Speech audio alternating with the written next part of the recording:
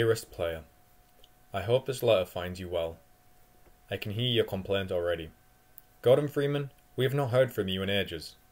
Well, if you care to hear excuses, I have plenty. The greatest of them being, I've been in other dimensions and whatnot, unable to reach you by the usual means.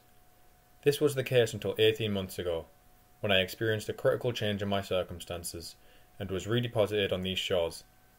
In the time since, I have been able to think occasionally about how best to describe the intervening years. My years of silence. I do first apologise for the wait, and that done, hasten to finally explain, albeit briefly, quickly, and in very little detail, events following those described in my previous letter, referred to herewith as Episode 2. To begin with, as you may recall from the closing paragraphs of my previous missive, the death of Eli Vance shook us all.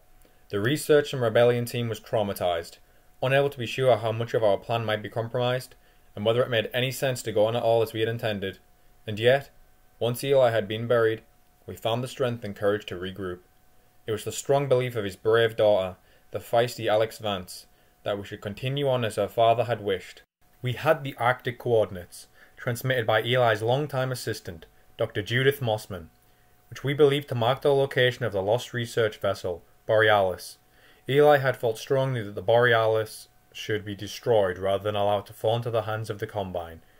Others on our team disagreed, believing that the Borealis might hold the secret to the revolution's success.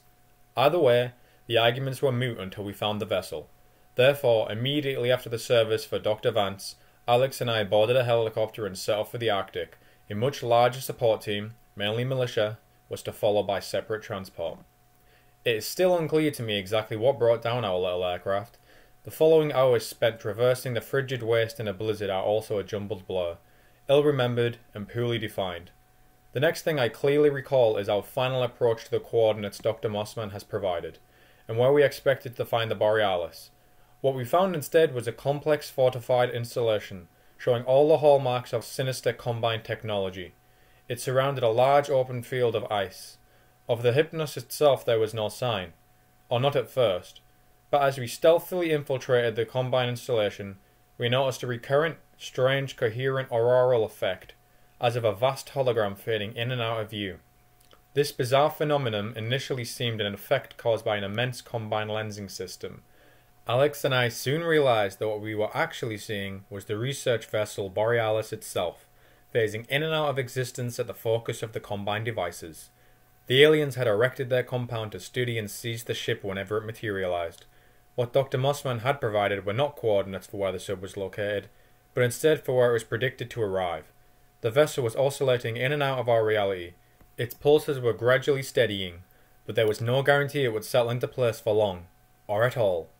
We determined that we must put ourselves into position to board it at the instant it became completely physical.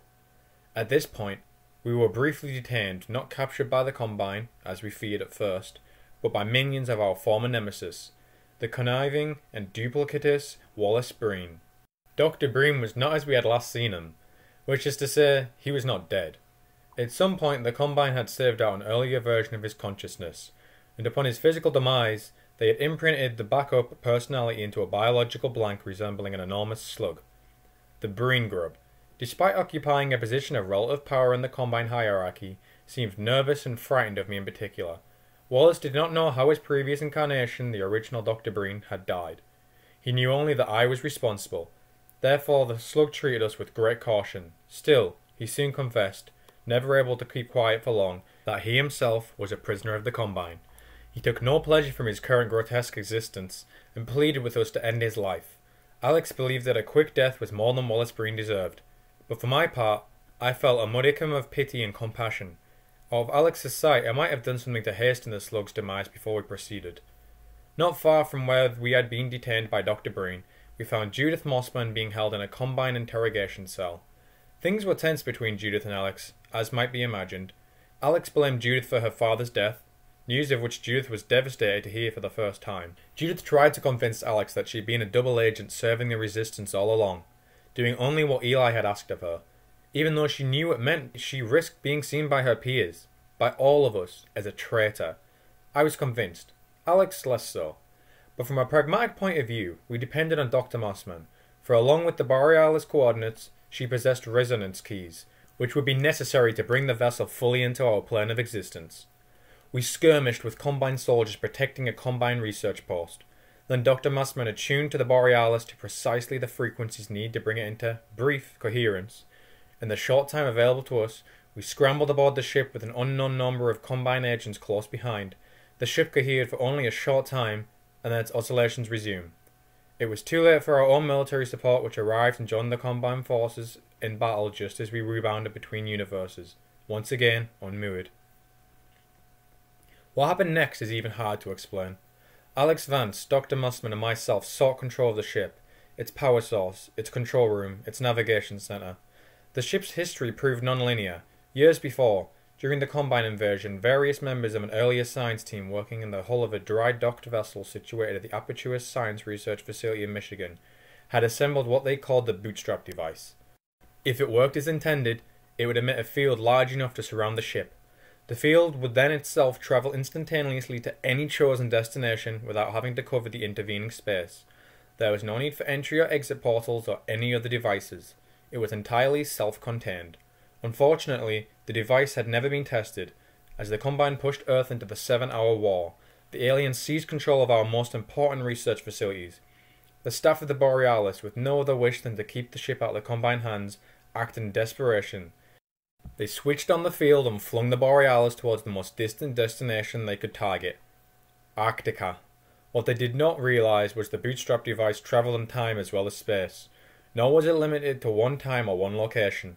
The Borealis, and the moment of its activation, was stretched across space and time, between the nearly forgotten Lake Horan of the 7-hour war and the present-day Arctic.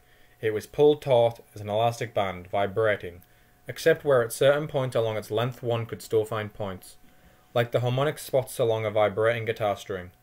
One of these harmonics was where we boarded, but the string rang forward and back in both time and space, and we were soon pulled in every direction ourselves. Time grew confused. Looking from the bridge, we could see the dry docks of Aperture Science at the moment of teleportation, just as the Combine forces closed in from land, sea, and air. At the same time we could see the Arctic wastelands, where our friends were fighting to make their way to the Protean Borealis. In addition, glimpses of other worlds, somewhere in the future perhaps, or even in the past. Alex grew convinced we were seeing one of the Combine's central staging areas for invading other worlds, such as our own. We meanwhile fought a running battle throughout the ship, pursued by Combine forces. We struggled to understand our situation, and to agree on our course of action. Could we alter the course of the Borealis? Should we run it aground in the Arctic, giving our Ps the chance to study it? Should we destroy it with all hands aboard, our own included? It was impossible to hold a coherent thought, given the baffling and paradoxical time loops, which passed through the ship like bubbles. I felt I was going mad. That we all were, confronting myriad visions of ourselves. In that ship was half ghost ship, half nightmare funhouse. What it came down to, at last, was a choice. Judith Mossman argued, reasonably, that we should save the Borealis and deliver it to the Resistance, that our intelligent peers might study and harness its power. But Alex reminded me she had sworn she would honour her father's demand that we destroy the ship. She hatched a plan to set the Borealis to self-destruct, or riding into the heart of the Combine's invasion nexus. Judith and Alex argued. Judith overpowered Alex and brought the Borealis area, preparing to shut off the bootstrap device and settle the ship on the ice. Then I heard a shot, and Judith fell. Alex had decided for all of us, or her weapon had. With Dr. Mossman dead, we were committed to the suicide plunge. Grimly, Alex and I armed the Borealis, creating a time-travelling missile, and steered it for the heart of the Combine's command centre. At this point, as you will no doubt be unsurprised to hear, a certain sinister figure appeared, in the form of that sneering trickster, G-Man. For once he appeared not to me, but to Alex Vance. Alex had not seen the cryptical schoolmaster since childhood, but she recognised him, instantly. "Come along with me now, we've places to be and things to do," said G-Man, and Alex acquiesced. She followed the strange grey man out of the Borealis, out of our reality. For me there was no convenient door held open, only a snicker and a sideways glance. I was left alone, riding the weaponized research vessel into the heart of a Combine world. An immense light blazed. I caught a cosmic view of a brilliantly glittering Dyson sphere. The vastness of the Combine's power, The futility of our struggle blossomed briefly in my awareness. I saw everything. Mainly I saw how the Borealis, our most powerful weapon, would register as less than a fizzling match head as it blew itself apart, and what remained of me would be even less than that.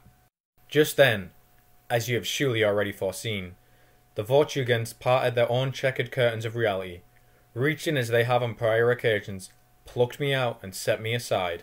I barely got to see the fireworks begin. And here we are. I spoke of my return to this shore. It's been a circuitous path to the lands I once knew, and surprised to see how much the terrain has changed. Enough time has passed that few remember me, or what I was saying when I last spoke, or what precisely we hope to accomplish. At this point the resistance will have failed or succeeded. No thanks to me, old friends have been silenced, or fallen by the wayside. I no longer know or recognize most members of the research team. Though I believe the spirit of rebellion still persists, I expect you know better than I the appropriate course of action, and I leave you to it. Expect no further correspondence from me regarding these matters. This is my final episode. Yours in infinite finality, Gordon Freeman, PhD.